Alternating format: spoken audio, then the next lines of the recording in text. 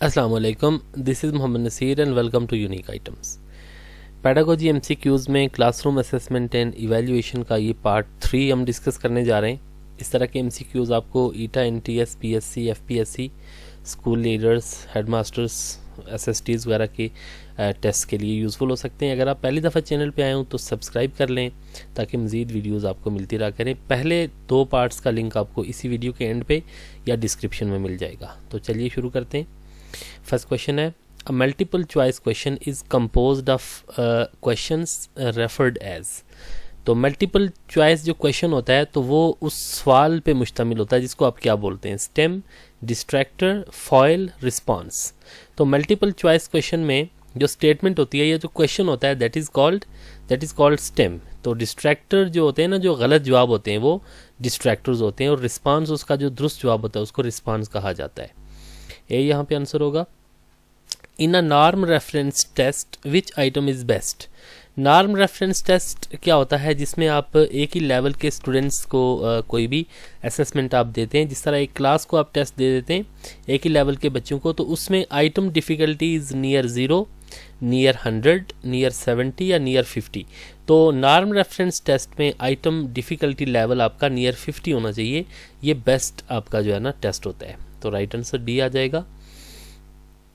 Which question has increasing objectivity of marking. सबसे पहले तो देखें ना, ऑब्जेक्टिविटी ऑफ मार्किंग क्या होता है कि उसमें चेकर का या जो मार्क करने वाला होता है पेपर चेकर, उसका मूड उसकी मार्किंग पे असरअंदाज नहीं होता, उसको इन्फ्लुएंस वो नहीं करता। तो unstructured essay, structured essay, short answer, multiple choice questions. तो इन सब टाइप्स ऑफ क्वेश्चंस में जो आपके एमसीक्यूज हैं यानी मल्टीपल टाइप क्वेश्चंस हैं, इनमें चेकर का मूड उस पर इन्फ्लुएंस नहीं करता, यानी कि ऑब्जेक्टिविटी इसमें हाई होती है। तो राइट आंसर डी आ जाएगा। The medium of 7, 6, 4, 8, 2, 5, 11 is. Medium आपका मिडल नंबर होता है। इसमें आप देख सकते हैं ना 2, 4, 5, 6, 7, 8, 11। तो इसमें जो मिडल नंबर है दैट इज 6। तो मीडियन आपका मिडल नंबर होता है। Right answer A. Number which occurs most frequently in a set of numbers is called. तो जो नंबर बार बार एक किसी भी अब सेट में आता है, बार बार रिपीट होने वाला number, that is called mod. तो मॉड जो ऐसा नंबर होता है जो कि फ्रीक्वेंटली एक सेट में पाया जाता है, बार बार आपको देखने को मिलता है। जैसे यहाँ पे द मॉड ऑफ 12, 17, 16, 14, 13, 16, 11, 14 इज़। इसमें आप देख सकते हैं कि जो 14 और 16 डिजिट्स हैं ना, ये 2 दफ़ा रिपीट हुए हुए। इट मीन्स कि यहाँ पे मॉड क्या है, 14 एंड 16। डी आंसर आ जाएगा। The average of all observations in a set of data is known as. जो एवरेज वैल्यू होती है ना किसी भी डाटा सेट में, उस एवरेज आप निकालते हैं तो that is called mean. Mean average होती है। मॉड आपका फ्रीक्वेंट जो वैल्यू होती है, और मीडियन क्या होता है, that is the middle number. और रेंज डिफरेंस होता है, हाई और लो जो आपकी वैल्यू होती है उसमें जो डिफरेंस होता है that is range. The most widely used format on standardise test in USA is.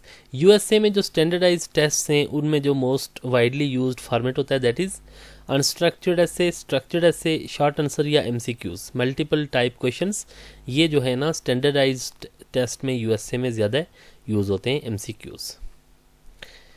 Which questions are difficult to mark with reliability. Reliability होती है ना आपकी कंसिस्टेंसी ऑफ टेस्ट स्कोर्स, इसमें यानी कि बेहतर अंदाज से आप जो है ना which questions are difficult to mark, उसको आप सही तौर पे मार्क नहीं कर सकते।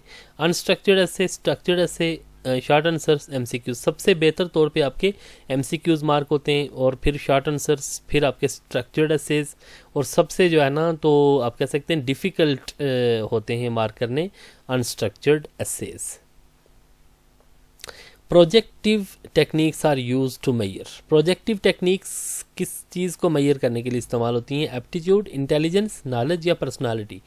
तो किसी भी शख्स की पर्सनालिटी को मेजर करने के लिए प्रोजेक्टिव टेक्निक्स इस्तेमाल होती हैं। डिफरेंट वेज होते हैं इसमें, तो किसी भी शख्स की पर्सनालिटी उसमें सामने आ जाती है, उसकी शख्सियत को देखने के लिए ये टेक्निक इस्तेमाल होती है। Test meant for prediction on a certain criterion are called. कुछ ख़ास क्राइटेरिया आप रख के तो कोई टेस्ट आप जब देते हैं ना, तो उस तरह का टेस्ट जो होता है that is aptitude, intelligence, knowledge या पर्सनालिटी टेस्ट। तो ख़ास क्राइटेरियन को सामने रख के आप जब टेस्ट लेते हैं ना, जैसे आर्मी में आपका एप्टीट्यूड टेस्ट लिया जाता है, आपकी तबीयत देखी जाती है, आपकी तबीयत का मिलान देखा जाता है, एप्टीट्यूड आपका देखा जाता है, that is prediction on a certain criteria. Kuder Richardson method is use to estimate.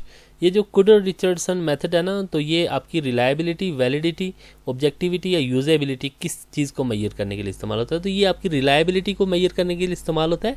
Reliability तो होती है ना consistency of the test scores, और वैलिडिटी क्या होती है? वैलिडिटी होती है ना if the test measures what it is suppose to measure. जो चीज़ आप मेजर करना चाह रहे हैं वही चीज़ मेजर हो रही है टेस्ट से, तो वो टेस्ट आपका वैलिड होगा। ऑब्जेक्टिविटी होता है ना कि बाहर से कोई चीज़ टेस्ट को इन्फ्लुएंस ना करे, मसलन टेस्ट टेकर हो गया है या फिर कोई भी ऐसी चीज़ जो है ना वो टेस्ट को इन्फ्लुएंस ना करे, तो वो ऑब्जेक्टिविटी होती है। यूजेबिलिटी होती है ना ईज़ ऑफ कंडक्शन, ईजिली आप उसको कंडक्ट कर लें तो वो यूजेबिलिटी हो। जैसे ऑब्जेक्टिविटी मैंने पहले डिस्कस किया कि पेपर को चेक करने वाला या पेपर सेटर कोई भी जो है ना, तो ख़ास इन्वायरमेंट उस टेस्ट के स्कोर्स को वो इन्फ्लुएंस ना करे, तो ये ऑब्जेक्टिविटी होती है। The alternative name of the table of specification is, table of specification का अल्टरनेटिव नेम क्या है? Test blueprint, test construction, test administration, test scoring. तो ये टेस्ट ब्लूप्रिंट होता है बेसिकली टेबल ऑफ स्पेसिफिकेशन। इसमें आपके करिकुलम के ऑब्जेक्टिव्स के अगेंस्ट आपका वो दिया जाता है कि कितना आपका कोई भी ख़ास टॉपिक से ना, तो उसमें वेटेज देखा जाता है कि कितना वेटेज होगा क्वेश्चंस का। जैसे पेयरिंग स्कीम होती है, जैसे कि मसलन फ़लाम यूनिट्स में से या फ़लाम आपके जो टॉपिक्स हैं या कोई भी हैं, ठीक है, उनमें से कितना वेटेज लिया जाएगा। तो that is test blueprint. Test के हवाले से वो एक टेबल ऑफ स्पेसिफिकेशन दे दिया जाता है, उसमें ऑब्जेक्टिव्स, करिकुलम, टॉपिक्स, उसका वेटेज, तो ये टेस्ट ब्लूप्रिंट होता है। Table of specification helps in, तो डेफिनेटली टेबल ऑफ स्पेसिफिकेशन आपकी टेस्ट की डेवलपमेंट में आपको मदद करता है। कंस्ट्रक्शन, एडमिनिस्ट्रेशन ये अलग चीज़ है। कंस्ट्रक्शन तो वो क्या है टेस्ट की, उसको डेवलपमेंट बोलते हैं बेसिकली, टेस्ट की डेवलपमेंट। कंस्ट्रक्शन भी सिमिलर है लेकिन टेस्टिंग में उसकी डेवलपमेंट बोला जाता है, ये टर्म बोली जाती है। तो नेक्स्ट आ गया the supply type test items is. Supply type test item क्या होता है? True false, matching items, MCQs या कंप्लीशन। अब देखिए ना, सप्लाई यानी मुहैया करना। आप जब जवाब मुहैया करते हैं, सप्लाई करते हैं, दैट इज़ कंप्लीशन। आप जो खाली जगह होती है ना, फिल इन द ब्लैंक्स, वो सप्लाई टाइप्स क्वेश्चंस होते हैं। डी यहाँ पे आंसर आ जाएगा।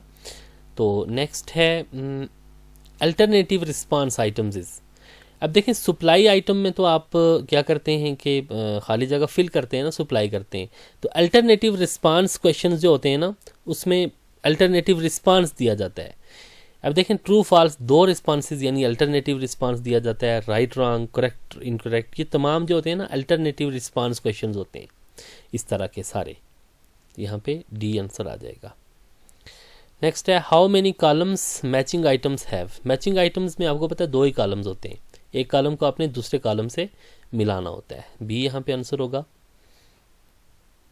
The item in the column for which a match is sought is. एक कॉलम जिसके अगेंस्ट मैच आप ढूंढ रहे होते हैं, तो वो क्या होता है? That is premise. प्रीमाइज उसको बोला जाता है, उस कॉलम को जिसके अगेंस्ट आपने मैच तलाश करना होता है। और identifying relationship between 2 things is demonstrative by. 2 चीज़ों के दरमियान में जब आप रिलेशनशिप ढूंढ रहे होते हैं ना, वो किस चीज़ से डेमोन्स्ट्रेट हो रहा होता है? True false, matching items, MCQs या कंप्लीशन आइटम्स। तो डेफिनेटली 2 चीज़ों के दरमियान में आपका जो रिलेशनशिप ढूंढ रहे होते हैं वो कॉलम्स होते हैं ना, एक कॉलम्स का रिलेशन आपने दूसरे कॉलम में देखना होता है। बी यहाँ पे आंसर आ जाएगा। और the statement of problem in MCQs is. जो स्टेटमेंट होती है ना, प्रॉब्लम होती है एमसीक्यूज में, जो सवाल होता है ऊपर, वो उसको क्या बोलते हैं? Premise, response, stem. तो ये स्टेम होता है आपका जो क्वेश्चन होता है ऑब्जेक्टिव्स में, एमसीक्यूज में, उसको स्टेम बोला जाता है। तो राइट आंसर सी आ जाएगा। तो ये थे असेसमेंट एंड इवैल्यूएशन के पार्ट 3 के 20 क्वेश्चंस। पार्ट 1, 2 का लिंक आपको नज़र आ रहा होगा राइट साइड पे। बहुत शुक्रिया देखने के लिए। मज़ीद इस तरह की वीडियोज़ के लिए चैनल के साथ जुड़े रहें। फिर आपसे बहुत जल्द मुलाकात होगी, तब तक के लिए अल्लाह हाफिज़।